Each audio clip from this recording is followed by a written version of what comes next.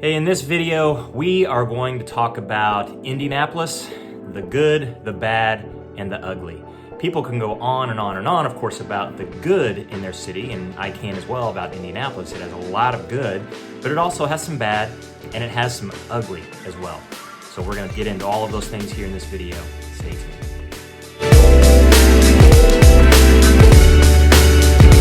Hey everybody, I'm Jason Compton with the Compton Home Group. I'm a local real estate agent right here in Indianapolis. If you want to know everything there is to know about living in Indianapolis, then make sure you hit that subscribe button and tap the little bell so you're notified every time we do a new video each and every week.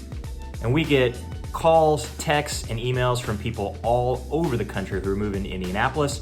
So if you're even thinking about making a move to Indy or even within the Indy metro, then make sure you reach out by calling, texting, emailing, any way you want to get a hold of us. We've definitely got your back whenever you're moving to Indianapolis. All right, so like I said, in this video, we're going to talk about Indianapolis, the good, the bad, the ugly.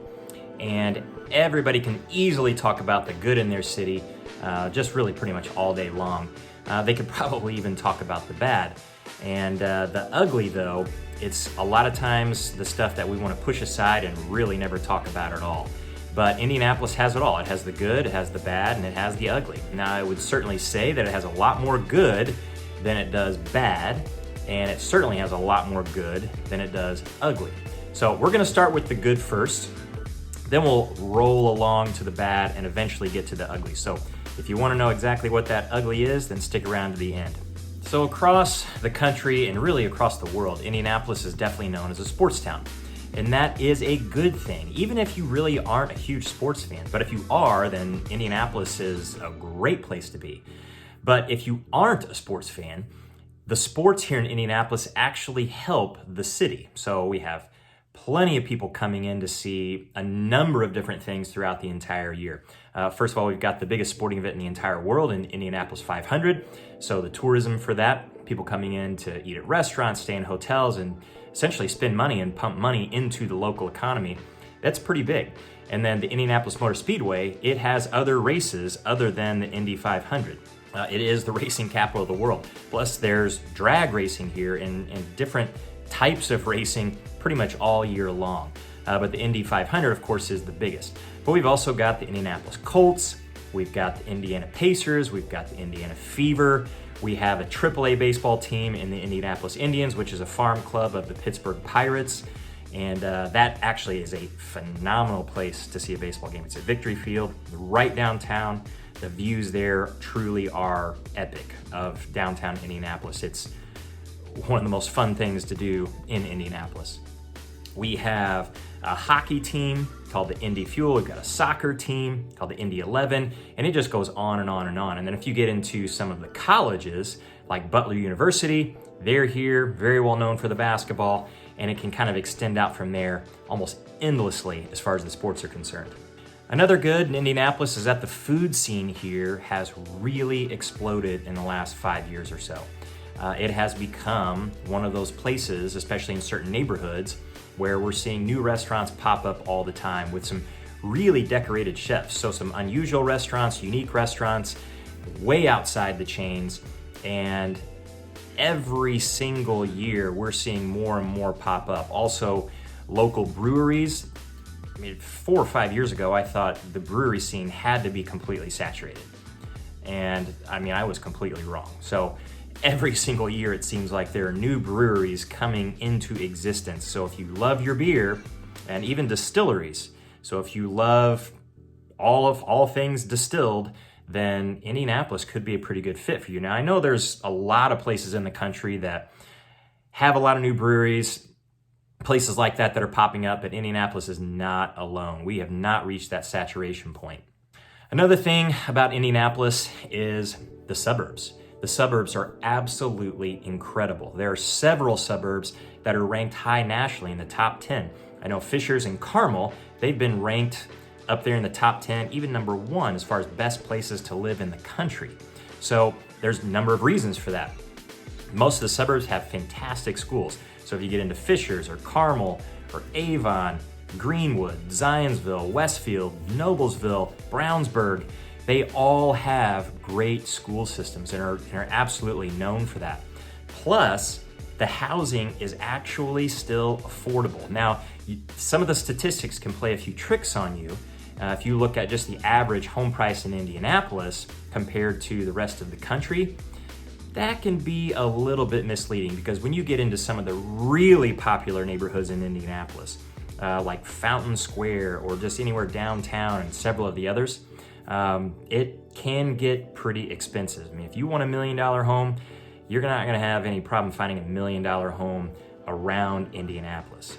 They do exist, but you can get a lot more home for your money. If you've got $400,000 or $500,000 or $600,000 to spend in Indianapolis or the surrounding areas, you have an unbelievable number of options. You're not just locked into a 1,500 square foot, 3-bedroom, fairly small home. If you've got $500,000 to spend, you can get a 4,000 or 5,000 square foot home with 5 bedrooms and a 3-car garage and a decent sized lot in many of the suburbs and in the city of Indianapolis in some neighborhoods. So the housing here is relatively affordable, or more affordable than a lot of the other major cities across the country. Now, another good is something that people really don't think about all that much, especially if they're in other parts of the country, and even people that live here in Indianapolis, is that we have one of the best international airports in North America, not just the country.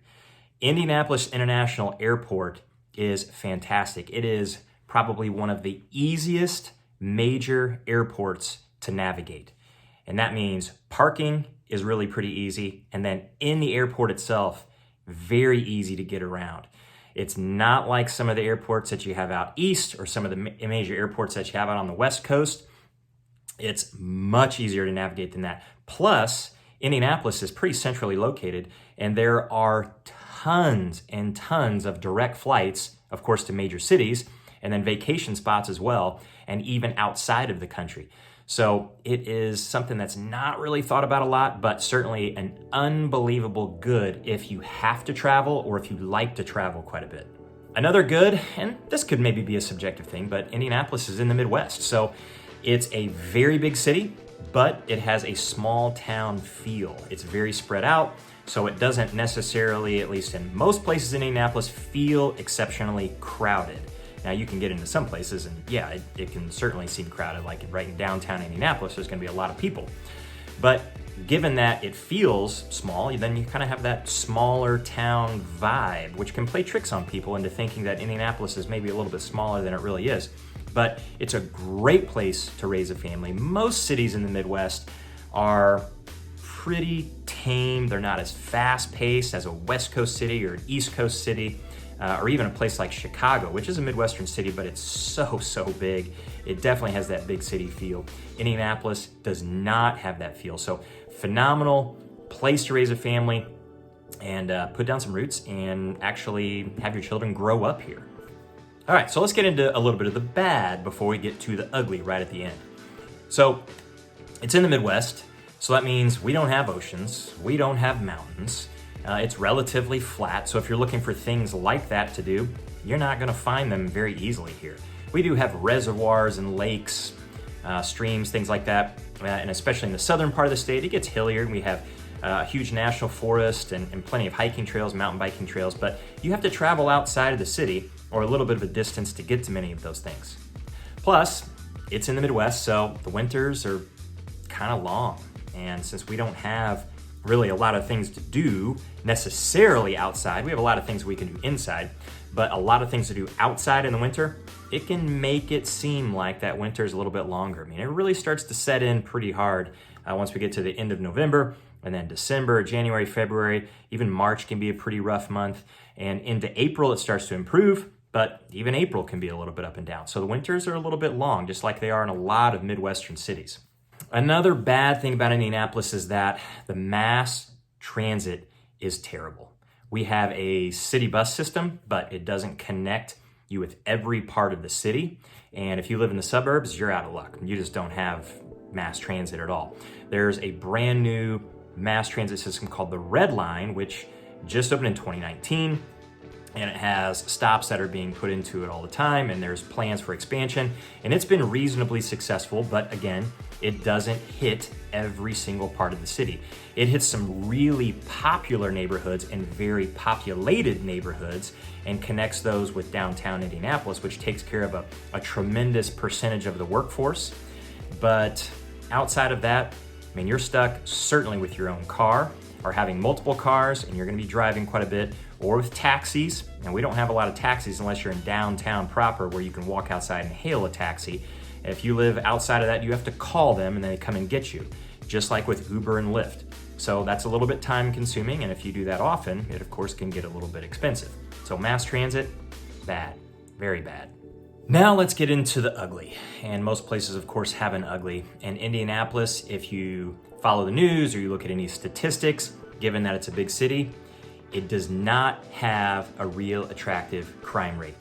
If you look at just the overall statistics, it can seem as though Indianapolis might be a fairly bad place or very ugly place as far as violent crime is concerned and property crime is concerned. So let's take a look at some of the statistics. Now these statistics come from a website called neighborhoodscout.com. You can look these up at any time. But we've got Indianapolis and the violent crimes compared to the rest of the United States. And you can see that the rate per 1,000 is a little bit higher in every single category compared to the rest of the United States. Now that's a little bit of an unfair comparison because we're talking about the entire United States and we've got a concentration of people here in Indianapolis, that is, compared to all of the United States and really the unpopulated areas as well. But all told, we're looking at a crime rate per 1,000 residents of almost 13 crimes, violent crimes, and then property crimes at a little over 42 per 1,000 people. Now, when you take a look at statistics like that, you might think, ugh, Indianapolis is a pretty scary place. If you look at some other big cities, they're gonna have some crime statistics that are fairly similar to that. So in Indianapolis, if you're in downtown or a lot of the very popular neighborhoods, your crime rate is not even close to what you see here. The good news is that most of the higher crime rates are very concentrated in some pretty small areas. And as long as you kind of steer clear of those areas, then you're probably fairly safe. So all of the suburbs, so many neighborhoods, including downtown Indianapolis, I have no problem walking around and feeling completely safe. And I know a lot of other people do too. Now, safety and feeling, of course, that's pretty subjective. What feels safe to you, to somebody else, they're not exactly the same. But again, a lot of that crime is concentrated in really tight pockets. So the crime rate can fluctuate if you go into any particular area or neighborhood. So if you have questions about anything regarding safety or any of the suburbs or different neighborhoods within Indianapolis and you're a little bit confused by it, that's why you would need to reach out. Reach out to us. We can help you with where you might need to be as far as your work is concerned, what that's going to look like with your commute and your lifestyle, or just where you want to be, what type of lifestyle you want to live. But safety is always in the back of somebody's head. So reach out, call, text, email, any of those, any way you're comfortable in getting a hold of us, and we can help you figure out what's going to be best for you. So until the next video, we'll see you later.